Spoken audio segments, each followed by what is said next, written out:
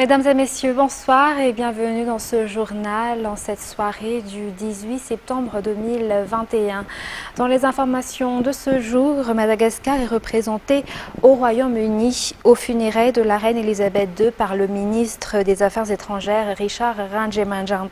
Aujourd'hui, ce dernier a rendu hommage à la reine au Lenin State au Westminster Hall. Il a par la suite été accueilli par Vichy Ford, ministre d'État chargé du développement, équivalent du ministère des Affaires étrangères, pour signer le livre de condoléances officielles et adresser directement le message de condoléances au roi Charles III et à la famille royale et également au peuple britannique. Il a ainsi réitéré que la perte de la reine Elisabeth II constitue également une perte pour Madagascar compte tenu du lien qui unit les deux pays depuis plus de 200 ans. Dans la soirée, le ministre malgache des Affaires étrangères est invité à la réception donnée par Sa Majesté le roi Charles III au palais de Buckingham avec de nombreux hauts dignitaires venus du monde entier. Dans les actualités économiques de ce jour, les vols reliant La Réunion et Sainte-Marie ont repris depuis hier 17 septembre 2022 après avoir été suspendus en mars 2020 à cause de la Covid-19. 26 passagers ont été à bord de ce premier vol. Les détails dans un reportage de nos correspondants à Fénérivest, Flavien et Elio. Les vols internationaux reliant La Réunion et les Sainte-Marie ont repris depuis hier. Une reprise attendue avec impatience, surtout pour ceux œuvrant dans le domaine du tourisme. Rappelons que les vols avaient été suspendus en mars 2020 à cause de la pandémie de Covid-19. Cette reprise est une promesse faite par le président André Rajoelina durant sa visite à Sainte-Marie récemment. Ainsi, hier 17 septembre 2022, le premier vol en provenance de La Réunion a atterri à l'aéroport Ravoire de Sainte-Marie. Les 26 passagers ont été accueillis par le gouverneur de la région, Anna Landsroof, qui a souligné durant son discours que cette reprise a été validée en Conseil des ministres. Il a également salué les visiteurs venus à Sainte-Marie. La compagnie Saradi assurera 2 vols par semaine, chaque mercredi et samedi. Toutes les mesures techniques pour la reprise des vols ont été respectées, mais également les mesures sanitaires. L'un des grands avantages de ces vols directs de La Réunion à Sainte-Marie est que les touristes n'ont plus besoin de passer par la capitale, selon cette dame originaire de l'île Sainte-Marie, vivant à La Réunion. Une amélioration du quotidien de la population sainte-marienne est attendue car la plupart vivent du tourisme. Après l'est du pays, partant à présent dans la partie sud, les migrations dans la région Anjoy doivent être coordonnées selon l'association Fitéam qui a élu son nouveau président hier à Anous. Cette association des natifs d'Anjoy affirme également que ce sont les cultures et la sécheresse qui favorisent ces migrations. Reportage de Sylvain et Nzaranjiansu. Depuis 2015, environ 30% de la population de quelques communes de la région Anjoy migre vers le nord et l'ouest du pays. C'est devenu une habitude pour la population de cette région, surtout durant la période de sécheresse. Ces migrations créent pourtant des problèmes économiques pour la région d'origine, mais également pour celle de la destination, selon les enquêtes. Raison pour laquelle des mesures devront être prises selon le président de l'association du Fitéam, Ladislas Adrien Rakotunjazak. Les natifs de l'Anjoy ne doivent pas être mis dans le même sac et faire l'objet de discrimination à cause de ces migrations, selon cette association dont le nouveau président a pris ses fonctions hier. Il a affirmé que les travaux déjà initiés seront entrepris, notamment ceux qui ont pour objectif le développement de la région Anjoy. L'association est également reconnaissante face aux projets d'investissement et d'autres projets mis en place par l'État dans la partie sud du pays. Pour ce qui est de la situation de la pandémie de la Covid-19 dans le pays durant la semaine du 10 au 16 septembre dernier, 8 nouveaux cas ont été enregistrés selon les statistiques publiées par le ministère de la Santé publique aujourd'hui. Ces 8 cas ont été enregistrés dans 3 régions de Madagascar. En effet, 3 cas ont été détectés à Analamang, 3 cas également pour la région Amuronmani et 2 cas pour la région Haute-Mathiach. Aucun décès n'a été enregistré pour cette semaine si 3 personnes présentent des formes graves. Le ministère de la Santé publique enregistre pour cette semaine 20 cas actifs du virus de Covid-19 dans tout Madagascar. Restant toujours dans le sud du pays, la réhabilitation des rues dans la ville d'Antsirabe se poursuit. C'est également le cas pour les routes de la commune rurale d'Antsirabe, malgré quelques retards rencontrés dus aux approvisionnements de ciment par les partenaires. C'est un reportage de Jameson Rajanarman, un autre correspondant à Antsirabe. Les travaux de réhabilitation des routes dans la commune rurale de Mazoarive, Antsirabe, se poursuivent. La réhabilitation de cette route a eu lieu grâce à la coopération entre une entreprise privée et la commune d'Antsirabe. Cependant, quelques retards ont été constatés à cause de l'approvisionnement en ciment. En attendant, le personnel s'est chargé de l'assainissement des environs de la route. Cette route réhabilitée dans la commune de Mazoarive est longue de 1340 mètres. Les travaux dureront 1 an. Toujours dans cette page sociale, le pont dans le Fukutan, camp des mariés à Muramang, a fait l'objet de réhabilitation à travers l'action des citoyens, le Tanamar, initié par le ministère de la Communication et de la Culture. Plusieurs autorités du district y ont contribué aux côtés de la population de Muramang. Les détails avec Tanz Naranji, correspondant de Viva à Muramang. La réhabilitation du pont dans le Fukuntan, camp des mariés, lequel a été détruit lors du passage de cyclone Anna, a marqué l'action Tanamar, journée des citoyens, effectuée par la délégation du ministère de la Communication et de la Culture hier samedi 17 septembre 2022 à Muramang.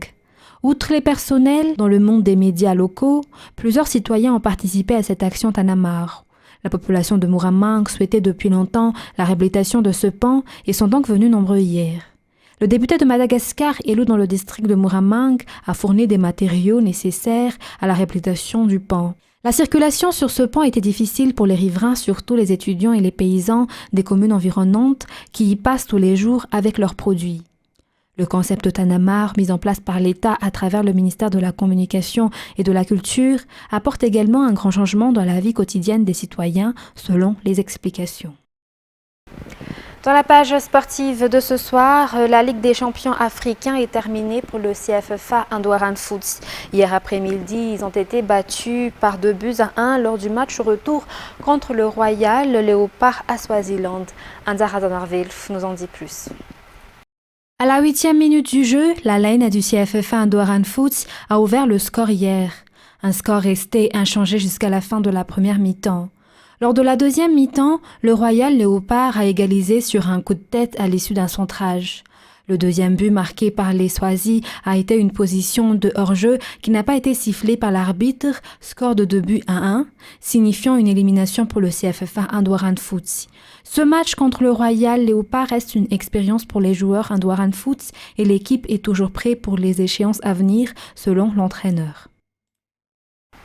Dans les actualités internationales de ce soir, le typhon Nanmadol a frappé aujourd'hui le sud-ouest du Japon, porté par des précipitations, des vents violents et de fortes vagues. Près de 7 millions de personnes ont reçu un ordre d'évacuation. France 24 nous en dit plus.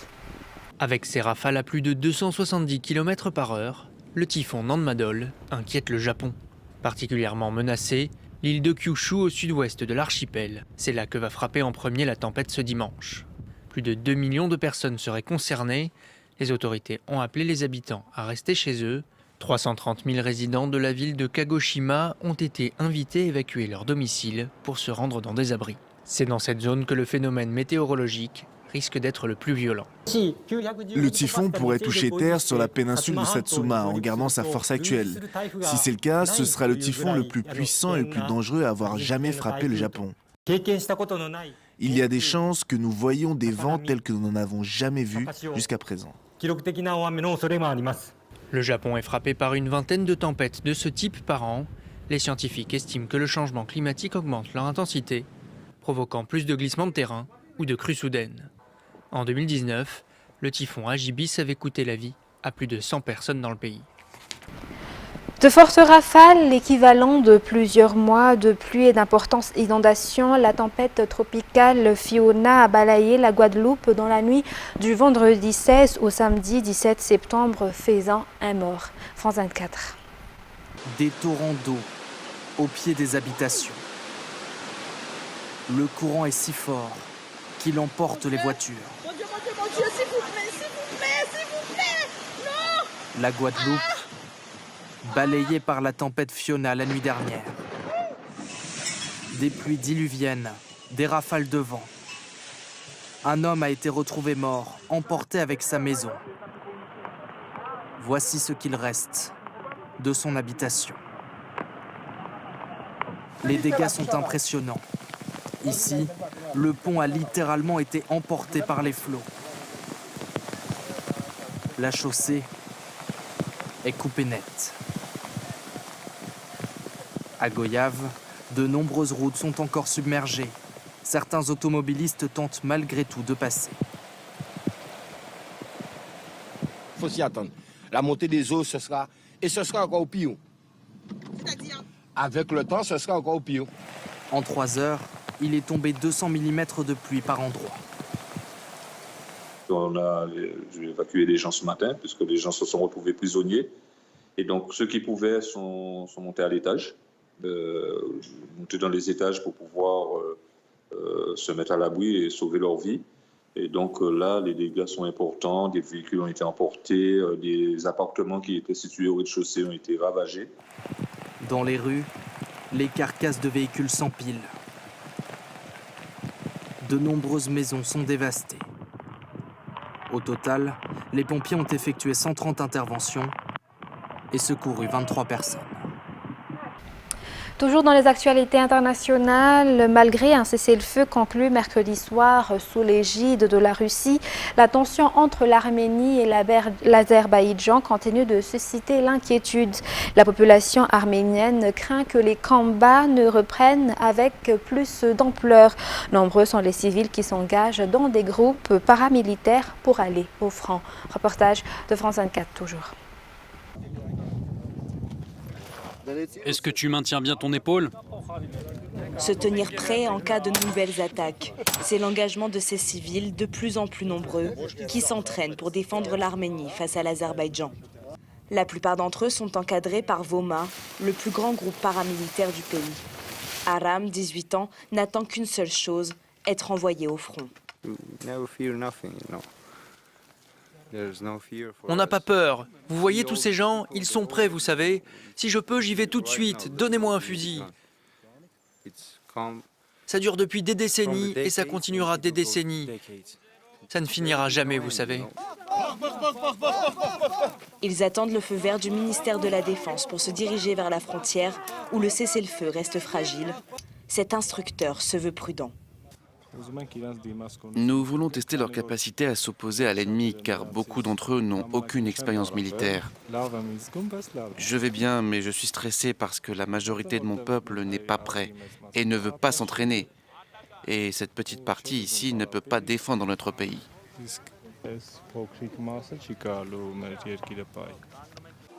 À Yerevan, Voma ouvre ses portes à tous les citoyens volontaires pour s'entraîner, maniement des armes, gestes de premier secours et organisation de l'acheminement de l'aide destinée aux combattants. Créée en 2014, l'organisation est principalement financée par la diaspora arménienne, très impliquée face aux conflits à répétition qui touchent le pays. C'est assez déprimant de se dire qu'on est habitué à cela maintenant. La diaspora, particulièrement les jeunes qui sont pleins d'énergie, qui ont des connexions, des talents, connaissent plusieurs langues, tous devraient être là et devraient faire autant qu'ils peuvent. Depuis l'offensive azerbaïdjanaise du 13 septembre, ils sont des centaines à rejoindre les entraînements chaque soir.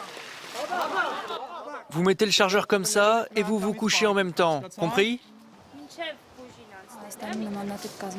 Dans toute l'Arménie, il devrait y avoir plus de groupes comme celui-ci. Il faut qu'il y en ait plus, mais il faut aussi que les Arméniens soient physiquement prêts à se battre. Craignant un basculement vers une guerre totale, ces Arméniens ne comptent ni sur l'aide internationale, ni sur leurs alliés russes occupés sur d'autres fronts. À Voma, l'objectif est clair, construire une nation armée. Mesdames et messieurs, c'est la fin de ce journal. Nous vous remercions de nous avoir suivis jusqu'à son terme. Très bonne suite de programmes sur Viva et très bonne soirée à tous. Au revoir.